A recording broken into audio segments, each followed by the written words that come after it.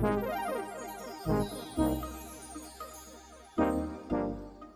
guys, and welcome back to the Jellystone Podcast, the podcast where you're the highest in the room. I'm your host, Babs Heitman, and I'm super hyped you guys are tuning into the podcast. Today's episode is going to be me cross-analyzing my natal chart, which is a fancy way of saying my astrology chart, with my 16 personality test results.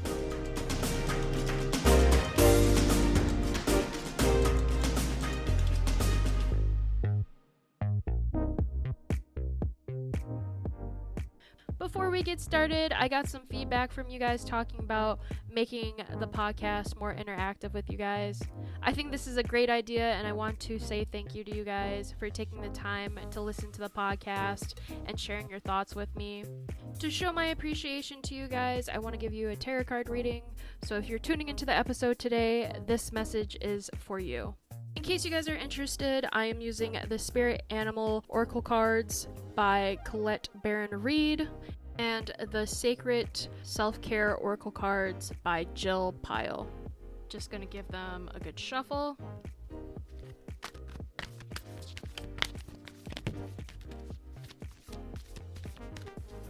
So how I do my readings is with the Spirit deck, I shuffle until 3 cards fly out.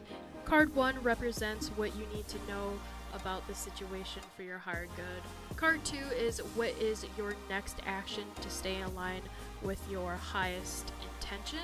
And card 3 is where this could lead or evolve if you remain on this path. So for card 1, you guys got the Ant Spirit, which means to collaborate. So on the card, there's a number 1. I don't know if that resonates with anyone. And then there's 2 red ants parallel from each other. And then in between, there are 3 puzzle pieces. So 1, 2, 3. So right off the bat, Spirit's telling me that some of you are going through a breakup or a very difficult time in a relationship with someone. Some of you feel like your life's a mess right now and you're trying to slowly pick up the pieces. Then some of you are having a really difficult time at work. One of your coworkers are just giving you a really difficult time or just being a real pain in the ass. One thing you all have in common is that you feel very frustrated and antsy. But Spirit is here to remind you that to build your dreams, you need to work with others, you need to accept help, and you need to trust in the most important partnership, which is with Spirit. Spirit also wants you to know the time is now to ask for help, and you will receive it, whether you need help assembling a team, finding a new tribe, or requesting assistance from others who are there for you.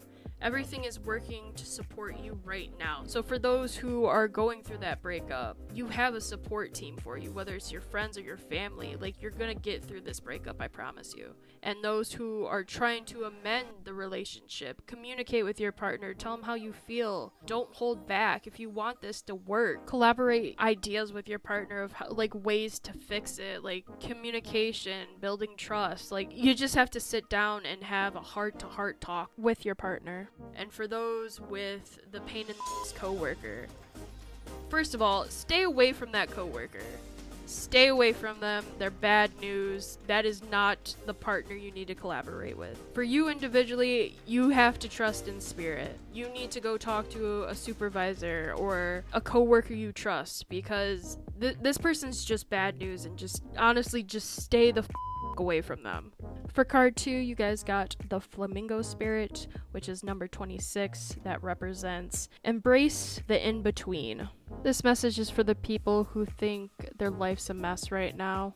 The Flamingo Spirit wants you to know you need to stop worrying about the past and the future. You need to embrace the in-between, which is the present, which is going on right now. This is where the magic is happening. Life might seem like a mess right now, but things are gonna get brighter for you. Like right now, I hear the song, "Ooh, child, things are gonna get easier.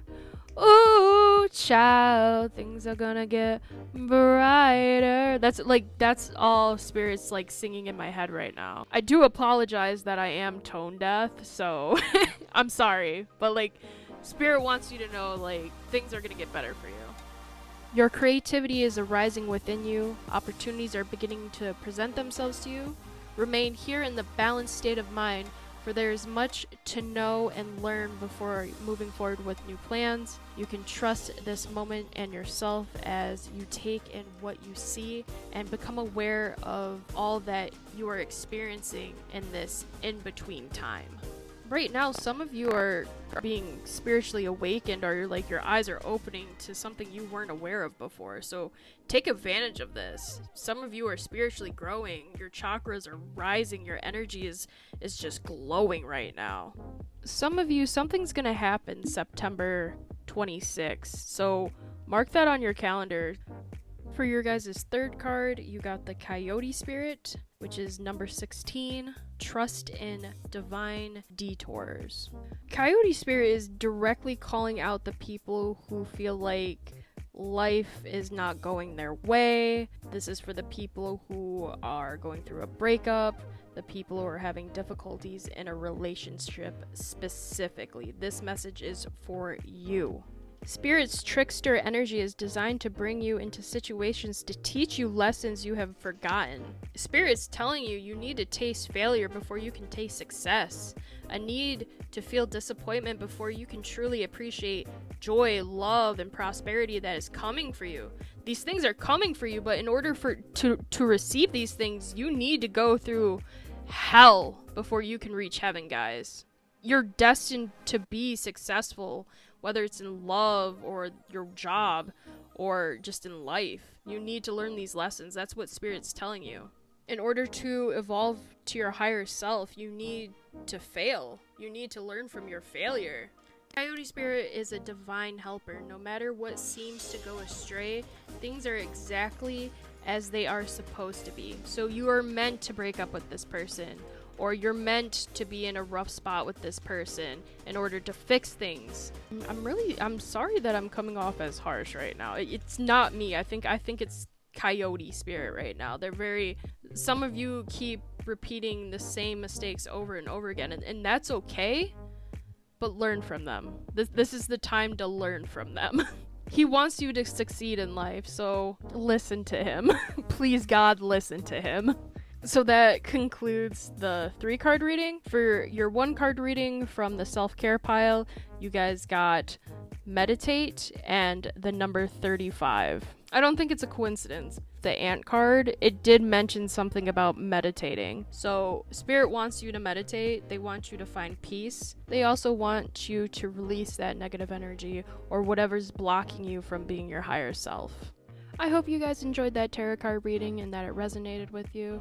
If that's something you would like me to incorporate more with the podcast, please let me know. I do enjoy your guys' feedback. Also, for my YouTube audience, I do apologize for the episodes being divided into 2 parts. Due to YouTube's policy for creators who have under 1,000 subscribers, I'm only allowed to upload videos under 15 minutes. I'm also sorry about part 2's audio being slightly lower. YouTube has been giving me a lot of issues that I'm working on. Hopefully this upcoming episode doesn't have the same issues. To break down my natal chart, I'm using CoStar, and for my personality type, I took the 16 personality test. I also linked both websites down in the description if you guys are interested. I actually drew inspiration from the H3H3 podcast After Dark with the episode Not Talking About Trisha Paytas, where they talked about their 16 personality test results. I also love astrology. Like, if you knew me, you would know I'm that girl, but not in a bad way. I just find it fascinating, the spiritual side of astrology. I don't know how to explain this without sounding kooky, but my mom was telling me the story about my birth and how I was born after the due date. I wasn't considered a post-term birth because I was only less than a week overdue. Anything over 2 weeks is considered a post-term birth, which leads into a lot of complications at that point where the doctors have to step in. But anyways, my mom describes my birth as a stubborn standstill because she went into labor around 1 a.m. on April 29th, and I wasn't born until 6:30 p.m. on the dot. What I'm trying to say is that I believe in the theory of reincarnation and soul contracts. I believe I purposely delayed my own birth because For whatever reason, I was destined to be born on April 29th at 6:30 p.m. on the dot. Like, I chose that date. I chose the time, I chose the place, I chose my family for a specific reason. Call me kooky, but I do think things happen for a reason, the same way people come in and out your life for a reason. Since we're on the topic of giving birth, I do think the womb is a gateway / temple connecting the spirit world with our world. If this is a topic that sparks your interest, I can definitely make a separate episode talking more about how the womb is connected to the universe. I did mention with this podcast that I am going to say anything and everything that comes to mind. This was just one of those moments. Anyways, let's start breaking down my natal chart. Let's first start with my sun sign. According to CoStar, your sun sign determines your ego, identity, and your role in life. Your sun sign is the core of who you are. It's also the sign that everybody knows. For me, my sun sign is in Taurus, which means I am fundamentally stable, deliberate, and practical, though sometimes I am stubborn. Personally, I feel like this is a pretty vague statement about Taurus sun, but I don't disagree, except I wouldn't say I'm stubborn. I'm just not gullible or easily manipulated. I feel like I have a good read on people, so I can see through their BS. CoStar also says your essential side takes comfort and pleasure very seriously. You appreciate nice things when they are useful and meaningful. I guess this is why Taurus get a bad rep for being lazy. We ain't lazy, we just like being cozy, my dude. I also would say I'm kinda materialistic. Not like with like designer clothes or anything like that, but like it comes more to like I'm willing to spend more money for like my hobbies and my passion. Like I'll drop some hundreds for like a gamer setup or like a podcast setup. I also have like a I wrote crap ton, but I meant to say crap ton of art supplies. People appreciate how reliable you are. It's in your 7th house, meaning you feel the need to distinguish yourself from others through close relationships and long-term partnerships. Again, I think this is a pretty vague statement, but I don't disagree. I am a very loyal friend and lover. I'm a ride or die, baby. The next sign I'm going to talk about is your ascendant sign or your rising sign. According to CoStar, one's ascendant sign is the mask you present to people.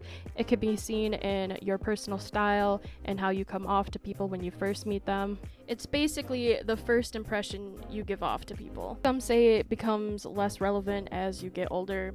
I feel like this is true because the older you get, you no longer have the need or want to be accepted by others that you don't vibe with. You also gain a better sense of self. At least from my personal experiences, I notice my ascendant sign is only relevant when I first meet people, but once they get to know me, more and more of my Taurus sun starts to come out. My ascendant sign is in Libra, meaning I come across as compromising, courteous, and fair-minded, though sometimes passive-aggressive. You seem inclined towards balance in all forms, aesthetics, romantic, and judgment.